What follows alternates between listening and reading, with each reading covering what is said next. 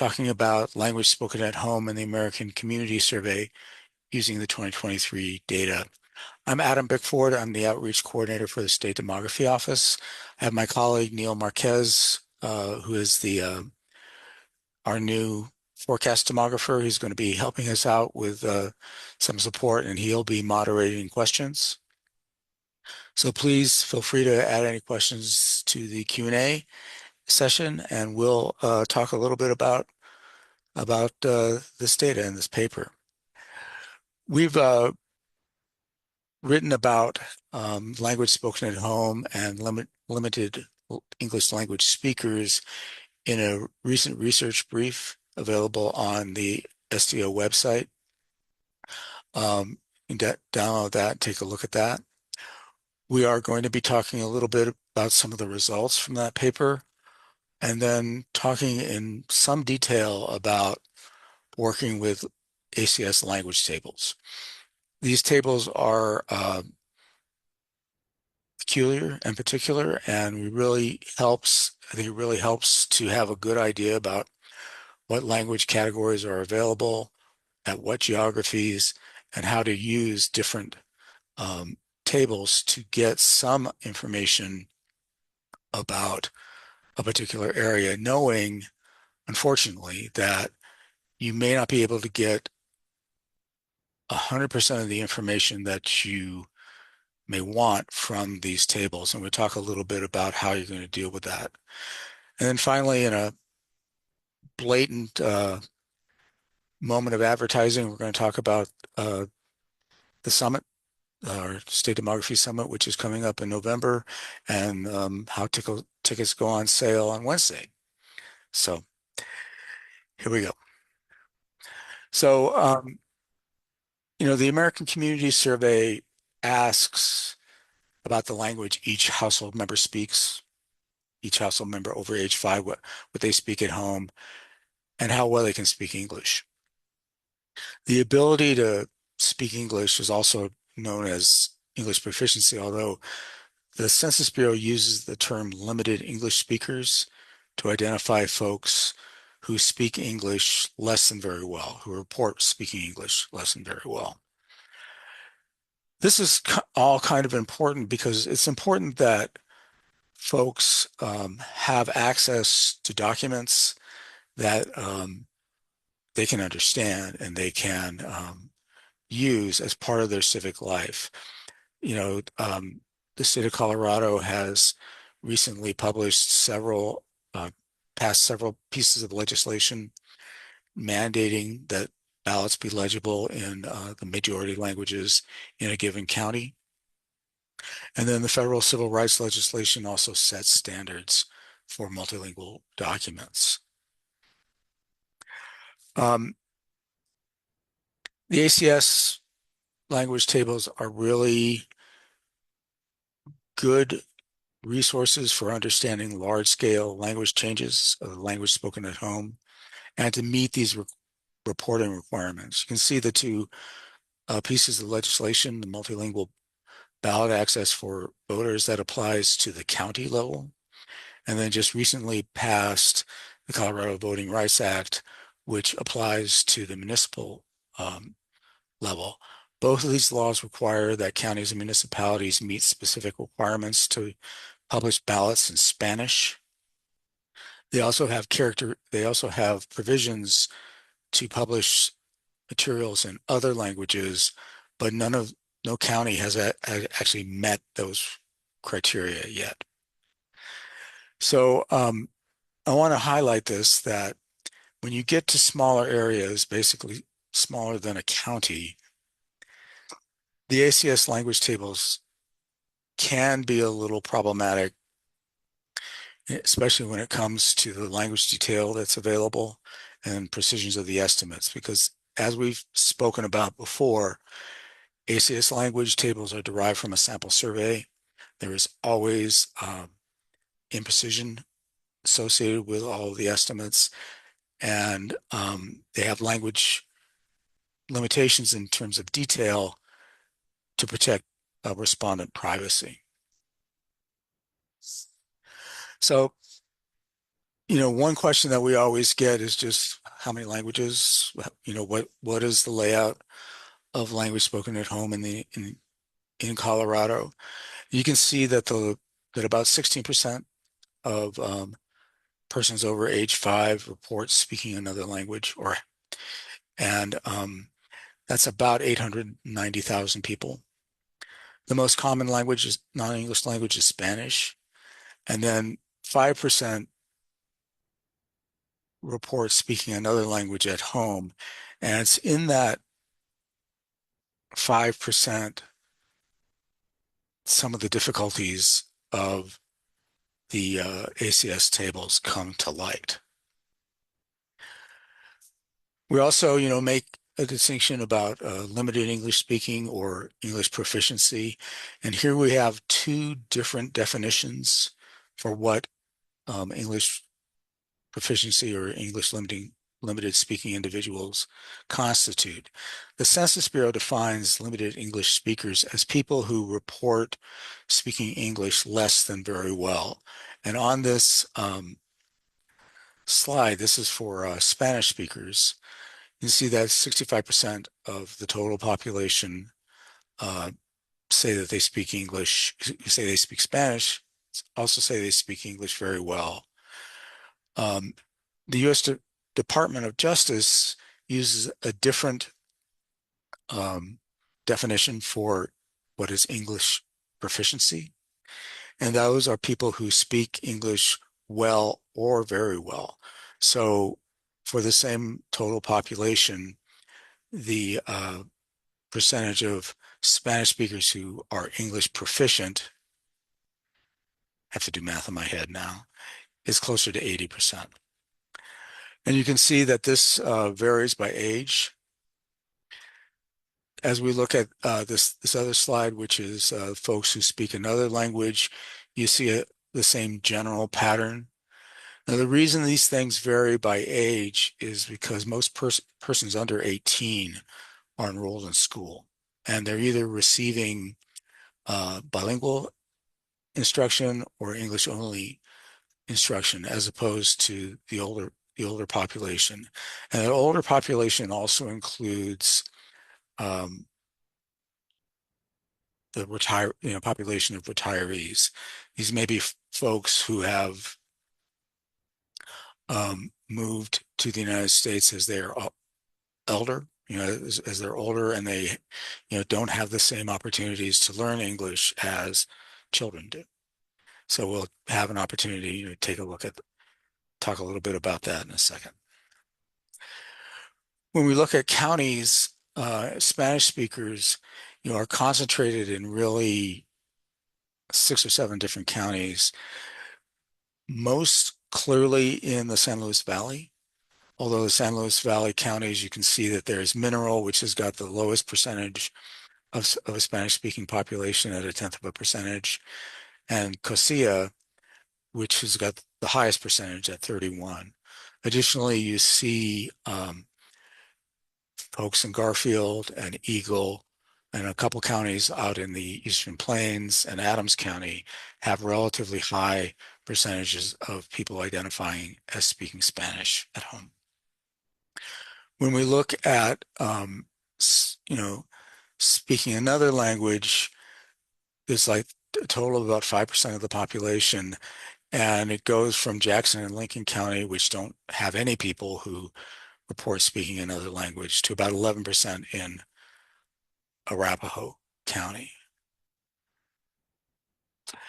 So before we start talking about some of the details, I want to highlight that we have a lot of these resources available to you, predefined and pre-worked out for various tables that we're going to talk about in a second. You can get a hold of these from our website by clicking on the Census Data and Resources button on the left-hand menu. And then that'll show you a grid that has got a button that identifies the American Community Survey spreadsheets. And then you can click on the 2019-2023 5-year estimates tables and scroll down to about the bottom of those of that page, and you will get the language spoken at home tables available to you. So the American Community Survey provides basic tables showing the distribution of languages spoken at home. The list of languages that's available varies considerably based on the data set that's available and the data table itself, whether there is, a secondary variable like age or nativity or mobility does have an impact on the detail that you can get from the table. In the detailed tables, the largest number of categories available is 43, but that's only for a very limited set of geography. The same thing is true in the other source of language data, which from the ACS, which is the public use microsample data. That lists 128 different language categories. However, the geographic limitations of this data make the use of the public use microsample data difficult. Depending on what you want to do, it helps to really understand some of the decisions that are made by the Census Bureau in the tables that they provide to us. So we're going to begin talking a little bit about language categorization. The research brief describes how language data is collected. And just to walk through that, there's a question about whether, for each person in a household over age 5, they are asked whether they speak another language at home, and they're asked to provide an open-ended response describing that language. Those data are collected and processed and coded at the national level so that you get the total number of people in the United States who say speak Vietnamese, just to take an example. And then that is applied to smaller geographies. Language categories are not aggregated as the geography of the table increases. Actually, they're made to be consistent at every geographic level. And the decisions that they make here, that the Census Bureau makes, is really, is considering, respondent privacy. This is becomes a challenge. Now, when you're working with tables, it's always possible to combine categories, and we have talked about some of the methodologies for doing that in previous webinars, but it's not possible to disaggregate categories. There's a category in here for Francophone languages, French, Haitian, or Creole.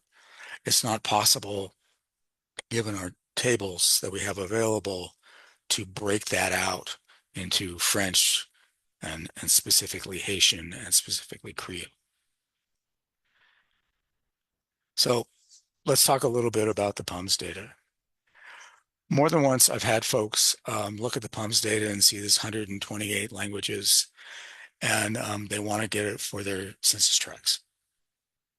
That's really laudable, but it's not possible because the PUMS provides the most, while it provides the most detailed listing of languages, the geographies that you can use or use the PUMS data to describe are very limited.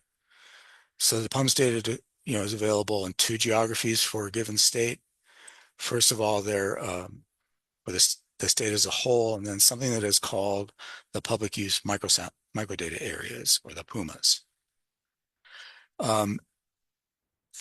The PUMS data can be useful for large metropolitan areas, but for most places in the state of Colorado, the PUMS data is too gross. The geography is too large for most areas. What you see here in this map are the PUMA areas for Denver. Denver has a little bit more than 600,000 people within the municipality and county. and we've got 6 Puma areas. But these Puma areas are very troubling and problematic for anybody who wants to use the PUMS data to get more detailed information. Just to take an example, downtown Denver Puma, it includes the central business district and 3 other residential areas. If you know the area, it includes the Highlands, it includes Sloan's Lake area, it includes Berkeley, the Berkeley neighborhood. And it's not possible to disaggregate those different areas. So really, the PUMS data is best used for very, very broad, summaries and comparisons. And in practical terms, that really means just the state and maybe a few of the municipalities in the state. The second table that we want to talk about is the table that contains these 43 languages. This is table B16001. This has language spoken at home by ability to speak English for the population age 5 or over. Now this is, in one case, this is the most detailed listing of languages that's available from the American Community Survey. However, the geography of this table is so limited as to make it impractical. There is not data available for counties, municipalities, or tracts. In response, the Census Bureau recommends using table C16001. The limitations in B16001 were implemented to protect confidentiality, and you can see the user note here, which describes the procedures that were applied to limit disclosure for this table. The alternative table is C16001, and it lists 13 language categories, including English, and it lists data by languages, and the ability to speak English using the Census Bureau's definition of limited English speaking. So you have a set of columns for people who speak English very well, and a set of columns for those who speak English less than very well. So you can see the languages that are available here on the on the right-hand side. And this is really the most detailed information that we have available for most of the geographies. The geographies that are available go down to the census tract. So you can get information of the equivalent of a neighborhood, so that can be helpful. We have this data, this table summarized on our website at the county and the municipality level. The last table I want to talk about is the table that breaks down the responses to the ability to speak English question. This is table B16004. This gives you 5 language categories by 3 age groups and gives you all 4 responses to the ability to speak English. If you need to replicate the definitions used by the U.S. Department of Justice in the Voting Rights Act, this is the table to use. However, again, you notice that these languages that are available are very, very generic. Now, we also have this table available to you on the website for counties and municipalities. So I want to say that, to restate this, that, the ACS language tables are really good for looking at large scale changes and large geographies. Using this information, using these tables to look at sub-county areas or municipalities or other geographies may not give you the detail that you need. In that case, you really need to think about potentially using alternative tables or doing actual outreach to communities. If you're, if you're looking at, say, to take the Vietnamese example again, if you know that there are a series of Vietnamese churches, you may want to find a way to speak to those churches in your community to get an idea about where people who speak Vietnamese live. As always, the appropriate research, the appropriate approach to doing this kind of research depends upon your analytic goal. To think about, and it helps to really think seriously about why you want to look at the language data in the first place. So some alternatives that you can use, for example, we have language tables, we have ancestry tables that you can take a look at that can go down to the census tract level. Combining those, for example, you may in the language tables find census tracts that have a high proportion of people who speak Asian languages.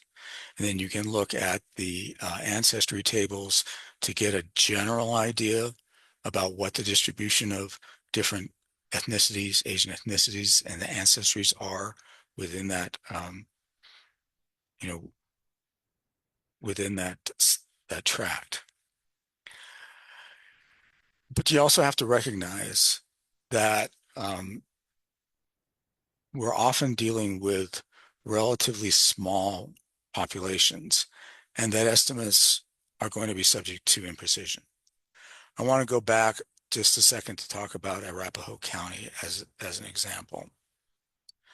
Arapahoe County has the highest proportion of non-English, non-Spanish speaking people at about 11%. But the population in Arapahoe County is about 655,000. 11% of that is about 72,000 people. So first of all, out of the county as a whole, there are 72,000 people who speak a language that isn't English or Spanish. And then there's a lot of variety within that community. So you may end up with very, very small groups, clusters of folks who identify with speaking a particular language. The thing that this tells me as a researcher is that the kind of the top-down data analysis and data collection that the American Community Survey provides may not be most appropriate for your analysis goal. You have to recognize your local expertise. You may know where particular communities are, and you may want to figure out a way to either poll those communities or develop an understanding of the social geography of different communities, and you may have to use a different approach. We are having a thunderstorm at the moment here, and I hope we don't lose you all here. So the last thing I want to do before we start asking questions, first of all, I want to thank you for hanging out with us, is our State Demography Summit. This is our big deal, our big event every year. It's a one-day conference to talk about most current population estimates and forecasts. We'll present the 2024 population estimates, and we'll be talking a little bit about some of the data collections and the data issues surrounding this, complex of land use legislation that the state has embarked on in the past year. Registration is in person or via live stream. It'll open on Wednesday, the 1st, and you can find all the information for the summit right here at this link. So I'm going to last one here and I'll stop sharing. This is my contact information. We always want to hear from you. We always want to talk about chat with you about what projects you're doing and how we might be able to help you. So feel free to to come and chat with us. And we look forward to hearing what the questions are. Neil, I know I've seen a couple of them. If you would be so kind, I'm going to stop sharing now. Yeah, definitely. And if anyone has any follow-up questions, go ahead and feel free to use that Q&A box. The first one that came up is how will people be able to will you be able to share this PowerPoint and how will people be able to get access to it? It's on our webinar training and webinars page right now. So go to the State Demography Office website, and on the bottom of the homepage on the left-hand side is a panel that's called Publications, and you can see the training and webinar link there. That's also where the recording will be. So we'll have that up probably tomorrow, if not earlier. And you'll be able to get all that, go through this experience again. So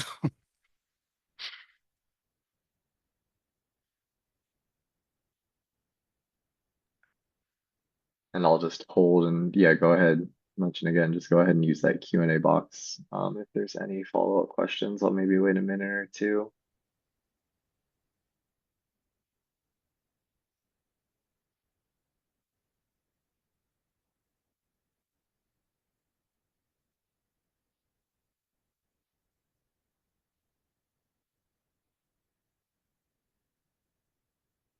okay, well, I guess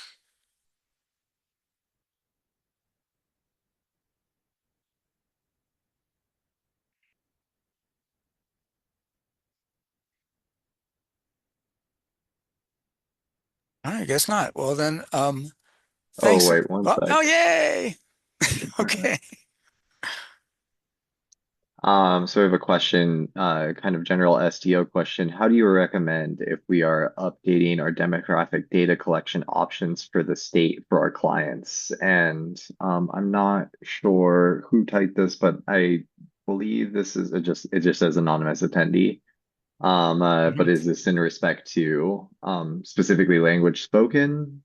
I'm guessing. Yeah. Okay. So I'll take this a little bit far afield and talk about our data update process. We update all of our data resources every year.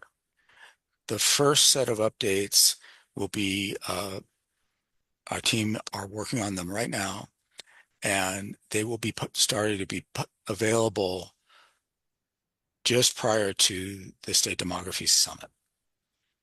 The American Community Survey um, updates, we are waiting for the release of the ACS 5-year data for 2024, and that will be, those are usually released in the second week of December. So then we update all of the rest of our tools that rely upon the American Community Survey through the balance of December and into the early part of January. So typically, you'll see updated information late January, early February. Certainly, we will announce when those updates are completed in the SDO newsletter. So everybody should be subscribed to the SDO newsletter. Yeah, yeah. So that's great. Um, but typically our data updates, process ends in February of each year. So I hope that answers the question. And just another plug, attend the summit and you'll be up to date, up to speed with our estimates. So And again, I'm not seeing who asked that specific question. And I thank you, Adam, for talking about how we update our data. If that answers your question, great. If you want clarification, go ahead and go into just write another question there.